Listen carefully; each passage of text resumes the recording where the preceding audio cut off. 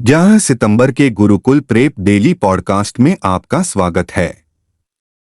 Update. एक महत्वपूर्ण दिन, राष्ट्रीय वन शहीद दिवस भारत 11 सितंबर।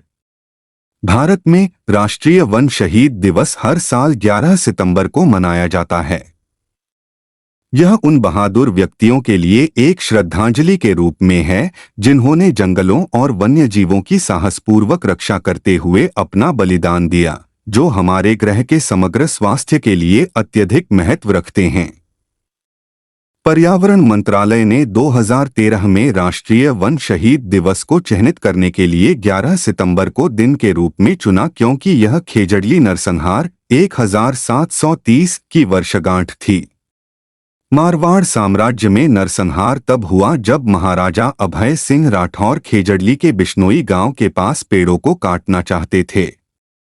अपडेट। 2 महत्वपूर्ण दिन, पैट्रियट डे अमेरिका 11 सितंबर। पैट्रियट डे, जिसे राष्ट्रीय सेवा और स्मरण दिवस के रूप में भी जाना जाता है, प्रतिवर्ष 11 सितंबर को मनाया जाता है। यह दिवस न्यूयॉर्क शहर में वर्ल्ड ट्रेड सेंटर और वर्जीनिया में पेंटागन पर अलकायदा द्वारा 2001 के हमले में मारे गए लोगों और नायकों की याद में मनाया जाता है। यह पहली बार वर्ष 2002 में चिह्नित किया गया था, एक साल बाद जब वीटो फोसेला ने 25 अक्टूबर 2001 को अमेरिकी सदन में एक बिल पेश किया था।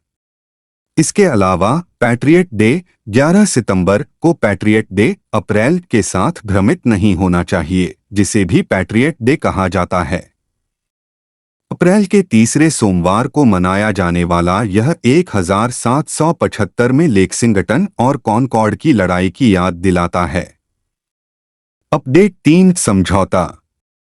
भारत और यूएई ने ऐतिहासिक असैन्य परमाणु ऊर्जा समझौते पर हस्ताक्षर किए।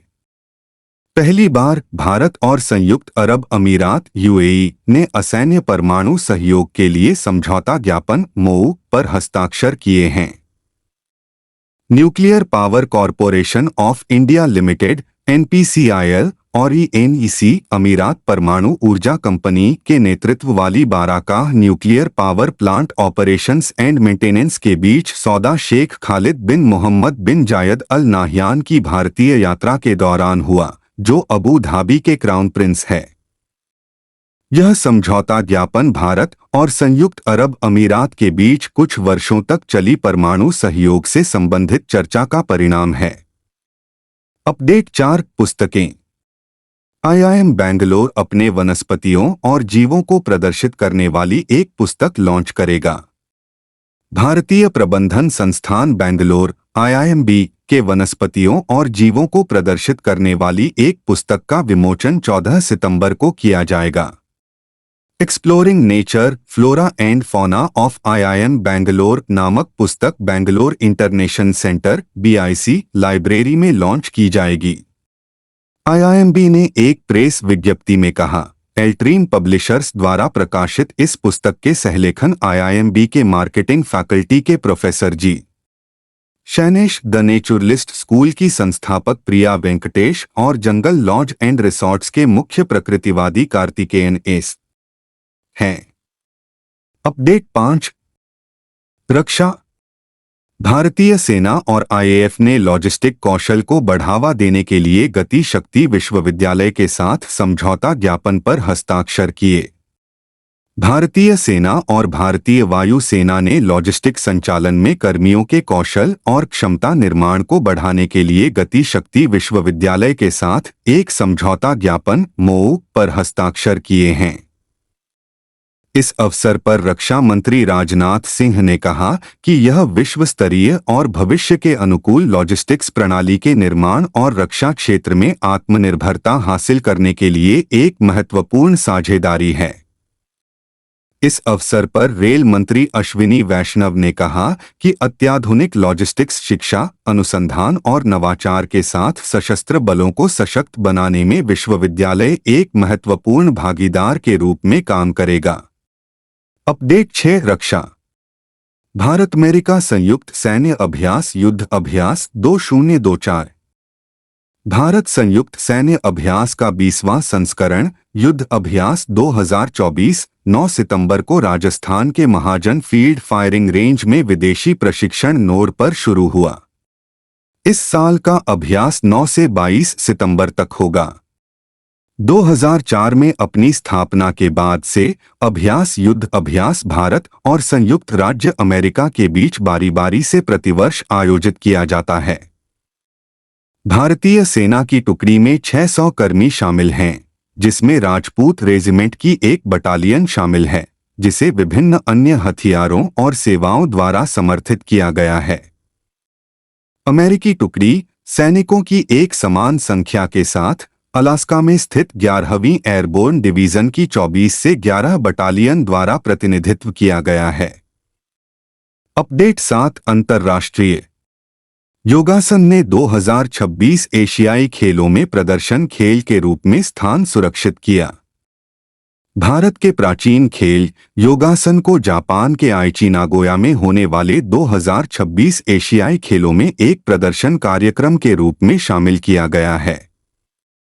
एशियाई ओलंपिक परिषद की 44वीं आम सभा में एशियाई खेलों के कैलेंडर में योगासन को शामिल करने को सर्वसम्मति से पारित किया गया, जहां भारत के रणधीर सिंह को 2024 से 2028 तक 4 साल के कार्यकाल के लिए निर्विरोध ओसीए अध्यक्ष चुना गया।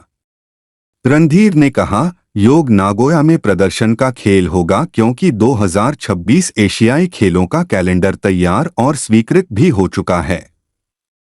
अपडेट 8 निधन जेम्स अर्ल जोन्स डार्थ वाडर की आवाज का 93 वर्ष की आयु में निधन। जेम्स अर्ल जोन्स अभिनेता जिनके समृद्ध आवाज ने स्टार वार्स खलनायक डार्थ वाडर के लिए आवाज प्रदान की का 93 वर्ष की आयु में निधन हो गया है, उनके प्रतिनिधियों ने कहा। जोन्स, जिन्होंने डिज्नी की animated feature The Lion King में किंग मुफासा को भी आवाज दी थी, का एक शानदार और विविध करियर था। 6 दशकों में उन्होंने सिनेमा और थिएटर में कुछ महानतम हस्तियों के साथ काम किया, जिसमें स्टेनली कुब्रिक के 1964 का शीत युद्ध व्यंग्य डॉ स्ट्रेंजलोव भी शामिल था। उन्होंने अर्नोल्ड श्वार्ज़नेगर की फिल्म कॉनन द बारबेरियन और 1989 की Kevin Costner film field of dreams में भी भूमिकाएं निभाईं।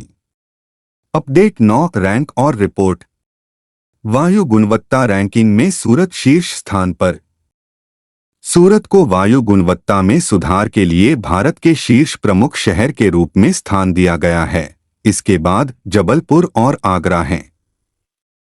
केंद्रीय पर्यावरण मंत्रालय ने जयपुर में नीले आसमान के लिए स्वच्छ हवा का अंतर्राष्ट्रीय दिवस मनाने के लिए एक राष्ट्रीय कार्यशाला में आयोजित स्वच्छ वायु सर्वेक्षण 2024 के दौरान राष्ट्रीय स्वच्छ वायु शहर पुरस्कार प्रदान किए।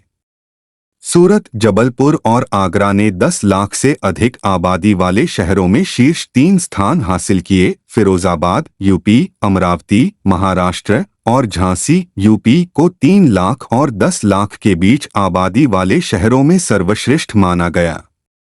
अपडेट 10 खेल जन्निक सिनर ने टेलर फ्रिट्ज को हराकर 2024 यूएस ओपन जीता।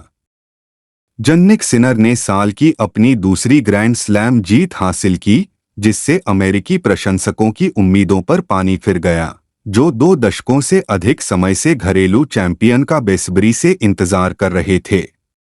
इतालवी स्टार ने यूएस ओपन फाइनल में टेलर फ्रिट्ज के खिलाफ सीधे सेटों में 6 से 3, 6 से 4, 7 से 5 के स्कोर के साथ जीत हासिल की।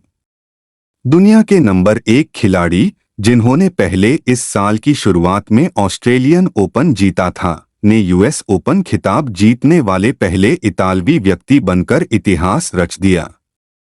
इस जीत ने सिनर की 55वीं मैच जीत और सीजन के 6ठे खिताब को चिह्नित किया, जिससे रैंकिंग के शीर्ष पर उनकी स्थिति और मजबूत हो गई।